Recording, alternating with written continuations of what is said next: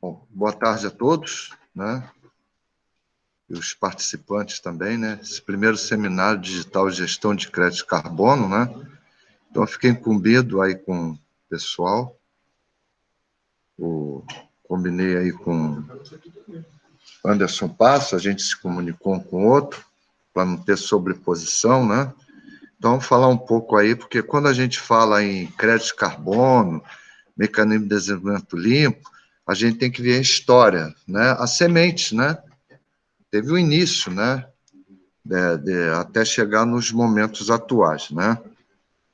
Então, primeiro conceito de crédito de carbono. São unidades de medida que corresponde cada uma a uma tonelada de CO2 equivalente, tá? Serve para calcular a redução das emissões de gases do efeito estufa e seu possível valor de comercialização é a representação de uma tonelada de carbono que deixou de ser emitida para a atmosfera e contribuindo, assim, para a diminuição desse processo. Eu sempre gosto de falar intensificação do efeito estufa, porque o efeito estufa ele é um fenômeno natural que foi da Terra. Sem ele, a Terra seria menos 30 graus centígrados. Então, esse efeito estufa, essa camada, assim, entre aspas, é o que você vem com a radiação ultravioleta, né? Ela vem até a superfície terrestre, ela é reemitida na forma de infravermelho, que já é uma forma de calor. Então, esse efeito estufa, ele retém uma parcela dessa energia, desse calor, é que mantém justamente a Terra nos padrões de vida hoje. Que se não fosse ele, essa radiação infravermelha de calor seria reemitida para a estratosfera, para altas atmosferas, e não ia ter calor suficiente aqui na Terra, ia ser muito fria. Então, eu gosto sempre de falar intensificação do efeito estufa, né? Porque o efeito estufa já é um fenômeno, ele é natural, ele tem a capacidade de reter aquele calor necessário para a vida no nosso planeta. O que se fala hoje da intensificação, essa grande quantidade de gases antrópicos, é que essa camada ela está muito densa, entre aspas, né? Então, quando essa radiação ultravioleta incide na superfície, é reemitida, fica uma grande quantidade de calor, muito maior do que o necessário. Volta. E que eles falam que dá esse aquecimento, né? Então, aqui nós temos os gases responsáveis pelo efeito estufa, que é o CO2, metano, CFC, clorofluorcarbono, os óxidos, aí o N2O principalmente, e o ozônio O3. Pode ver que o gás carbônico aqui é o que tem maior parcela aqui, né? Dentre todos os demais, né? Então, tem uma história nisso aí, para chegar onde nós chegamos nessa discussão de crédito de carbono, né? Esses encontros, essas reuniões internacionais, né? Hoje aí, né, a questão do Acordo de Paris começou ali em 2015, propriamente dito, né? Aí depois teve agora 2018 outro encontro, né? Tá? Que seria no Brasil, acabou sendo no Chile, e a gente fala um pouquinho mais lá na frente sobre isso. Então, o desenvolvimento sustentável, isso já vem desde o século passado, essa preocupação com relação ao meio ambiente. Em 1973, o canadense Maurice Strong lançou esse conceito de ecodesenvolvimento. São conceitos de sustentabilidade, envolve a questão da harmonia com o ambiente, né?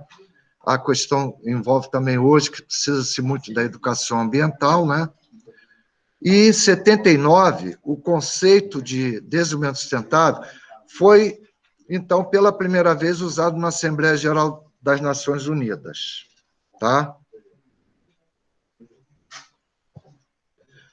Então, foi adotado uma reunião dos governos e organismos multilaterais, né?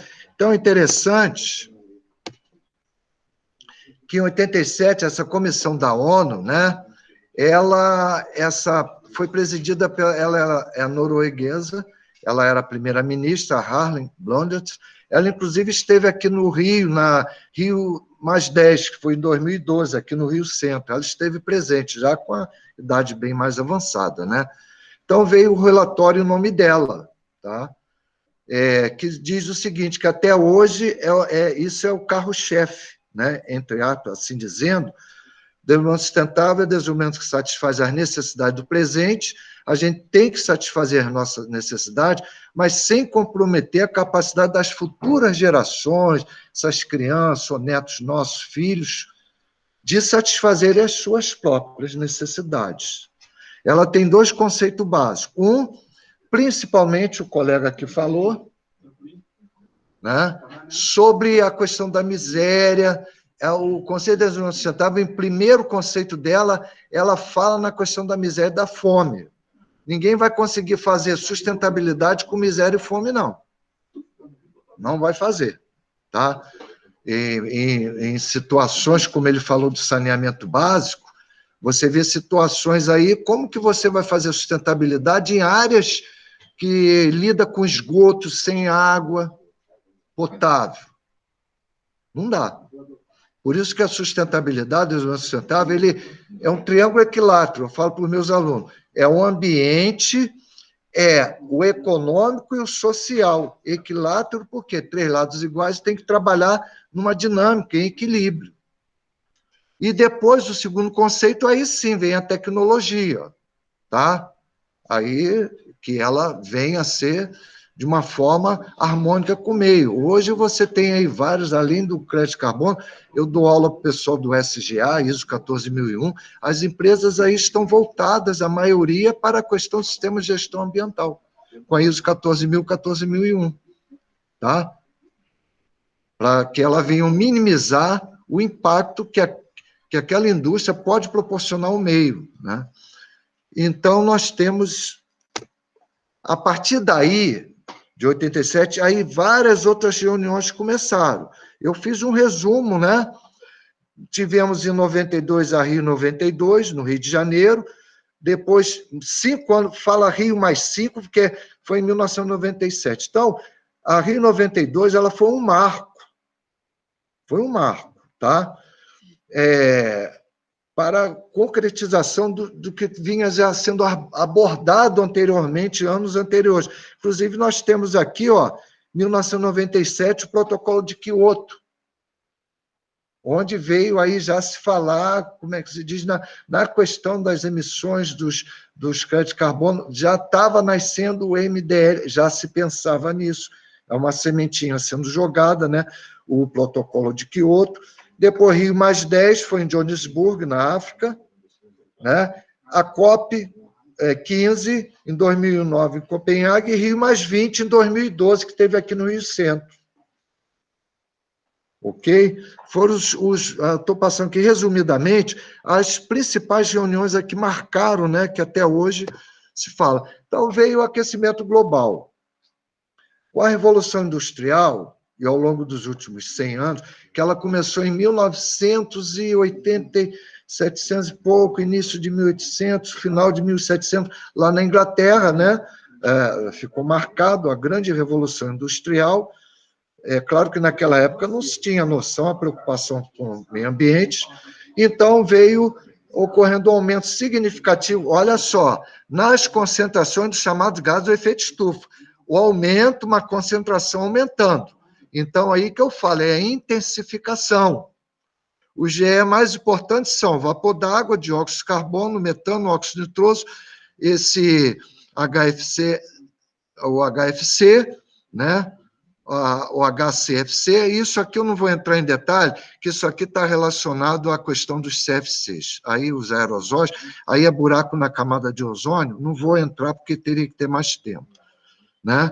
Na atmosfera terrestre, havendo uma mudança de equilíbrio, fato atribuído às atividades humanas. Aí veio a criação do mercado de carbono, né? Em 1997, que o pontapé inicial, como eu falei anteriormente, voltado à redução da emissão de gases, responsável pelo, olha só, aumento do efeito estufa. Por isso que eu falo, intensificação. O efeito estufa é um fenômeno natural. Ele está aumentando essa concentração desses gases na atmosfera, gerando um valor monetário a ela. Então, na ONU, né, esse movimento, aí começou a se falar em mecanismo de desenvolvimento limpo, né? O MDL, o famoso MDL. A ideia surgiu em 97, veio reduzir a liberação de gás de efeito da atmosfera, começou-se a conscientização socioambiental, impactando de forma positiva no meio ambiente. Os créditos de carbono surgiram com o protocolo de Quioto. Está aqui o acordo internacional entre 2008 e 2012. Logo depois, os países desenvolvidos deveriam reduzir 5,2% em média das emissões de gases em relação aos níveis de 1990.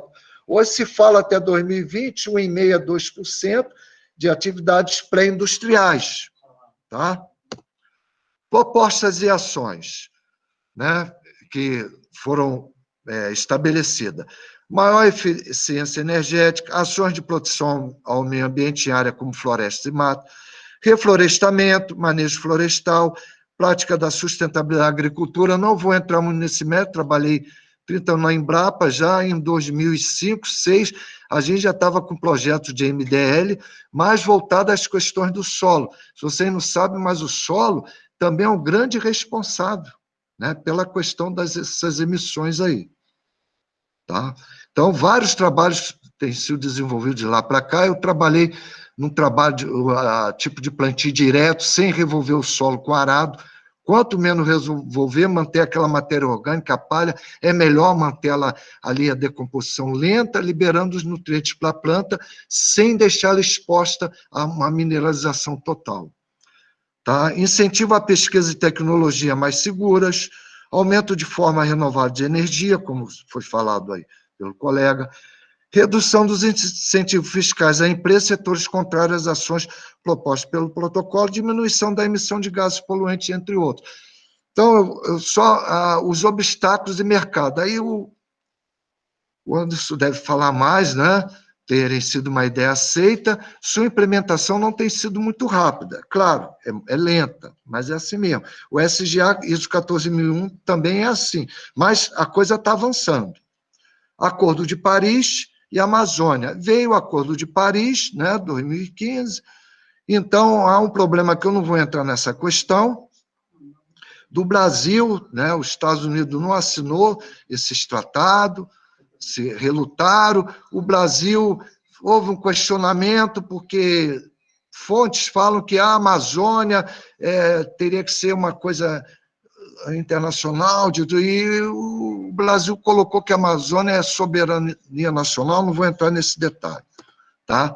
Como funciona? É uma questão polêmica e política, não é o caso agora. Então, o protocolo de Quioto desenvolveu 3 mecanismos para o mercado, tá?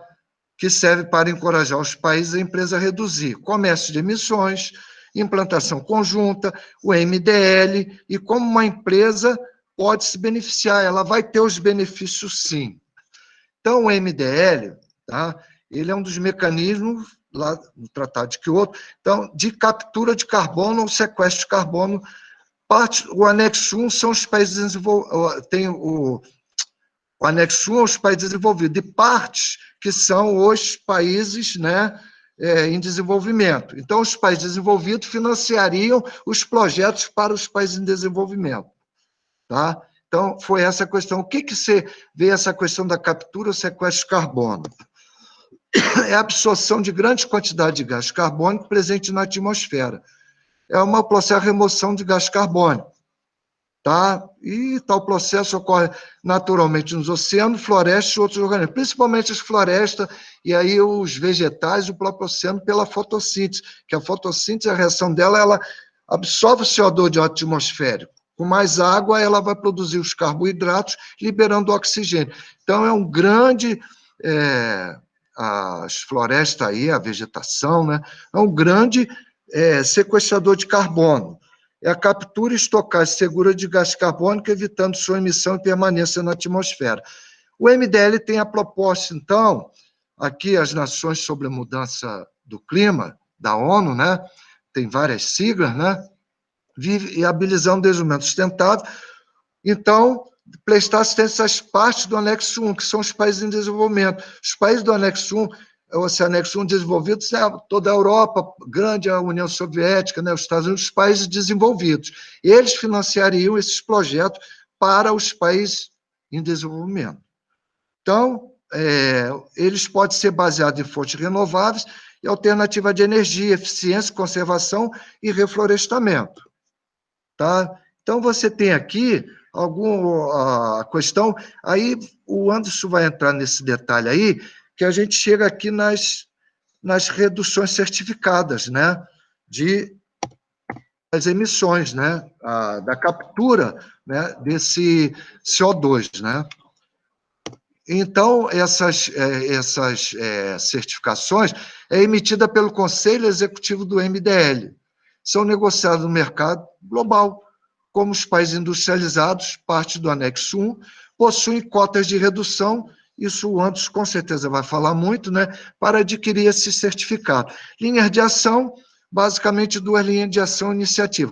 São consideradas elegíveis como medida de redução do efeito estufa. Redução dessas emissões através do aumento da eficiência energética, uso de fontes alternativas, combustíveis renováveis. E o outro detalhe, eu gostaria de acrescentar aqui, que ele fala de outros projetos, né? A questão de sumidouros, então, utilizar essa estocagem em áreas de galerias de reservas minerais, de carvão, que não está mais sendo utilizado, de isso ser injetado, esse CO2 nessas galerias. De galerias aí de petróleo, não tem mais a reserva, fica aquelas galerias, né? Então, isso é uma proposta de se injetar esse CO2 nessas galerias, tirá-lo do atmosférico. Reservatório geológico e também o relacionado ao uso da terra. É onde eu falei, no caso aqui, que eles chamam do LUCF, Land Use and Manejo, né, das mudanças de terra, uso da terra. É onde a Embrapa trabalha muito, em tecnologia de mudanças aí do solo, de manejo do solo, para evitar essa minimização intensa da matéria orgânica e essa liberação para a atmosfera. Né? A Embrapa, nós trabalhamos muito nessa parte do uso da terra. Né? Então, o processo aí é do protocolo de Kyoto, né? E aqui, só para ter uma ideia dessa quantidade, né, de biota, na biota, né, a biota 600 pentagrama, ele equivale a 10 a 15 gramas, 10 elevado a 15 gramas, então é só multiplicar. O solo tem 2.500, o oceano 38.000, a atmosfera 760, combustível fóssil 5.000. Então, tem toda aqui a sequência de seta do solo para a atmosfera e da atmosfera para o solo. A ideia da Embrapa é justamente você trabalhar e evitar essa seta aqui que sobe do solo para a atmosfera e você inverter esse processo, o manejo de solo. Aqui a biota, né? Esse é o ciclo global do carbono. Está aqui, ó, em outra da mesma forma que o anterior, mostrado de uma forma não diferente, mas com outro desenho, né? E aqui foi um trabalho nosso aqui, lá da Embrapa, né? Desse menino, ele começou a trabalhar muito com isso, foi em 2007 já, ele começou a trabalhar, tá? Justamente está aqui, ó, carbono do solo e a mitigação da mudança climática global. Foi em 2005, a Embrapa já trabalhando com essa parte de manejo de solo e mostrando justamente isso aqui, é aquele colorido que eu passei. Está aqui, ó, petagrama de carbono equivale a 10 a 15 gramas nos diferentes compartimentos da Terra, que o carbono está na vegetação, na atmosfera, no oceano, nas formações geológicas. Essa é a ideia. Tá? Então, é isso, mas só para acrescentar sobre o sequestro de carbono, né, que você trabalhar com hoje, a questão do reflorestamento, que se fala muito, né, que os vegetais absorvem o CO2, e a diferença, reflorestamento, uma área ali que foi desmatada e você reflorestou. Aflorestamento, uma área que foi agrícola, muito tempo degradada, e hoje vai ser colocar floresta. Então, a gente fala em aflorestamento. Então, essa ideia, não querendo, nós fizemos um trabalho, o Calheiros, eu até falei com ele, ele andou muito a região de Minas, que ele passou, e eu andei muito lá. Aqui na região da Mata de Minas Gerais, foi um trabalho aqui, um livro, Sequestro de Carbono, em Seringás, tá? Então, eu fiz a parte, foi um trabalho com 4 tópicos, né? 7 capítulos, não, 14 capítulos. O consórcio, sistemas agroflorestais, a biomassa, estoque de carbono, e eu trabalhei mais muito com o fracionamento da matéria orgânica. Como? Você pegar uma área natural, você fazer o fracionamento da matéria orgânica todinha, eu fazia isso. Ácidos úmicos, fúvicos, umina, e você de uma área de uso, para você ver como é que estava a dinâmica dessa matéria orgânica, que é importante isso aí. Tá? Então, foi um trabalho aqui de vários autores, né? Cada um dentro da sua contribuição, né? Então, a Embrapa, eu trabalhei lá há 30 anos. Então, a outra coisa, eu falei com o Anderson Passos, a questão do biodigestor. A Embrapa tem trabalho lá, a parte suíno, Chapecó, a parte de gado, com as fezes animais, porque, se vocês não sabem, para fechar, o CH4, solos cultivados, são grandes percentuais dessa pizza, né? E a fermentação etérica de animais. Então, a Embrapa faz um trabalho aí com biodigestor, uma série de projetos aí, justamente pensando nessa questão de crédito de carbono, de minimizar isso aí. Gente, eu fiz um resumo, eu sei que o tempo é curto, mas para ter uma ideia, quando o Anderson for falar, já tem uma ideia aqui do que é o carbono, do que é os créditos, do que é o sequestro, as certificações, é isso aí, ok? Agradeço a todos.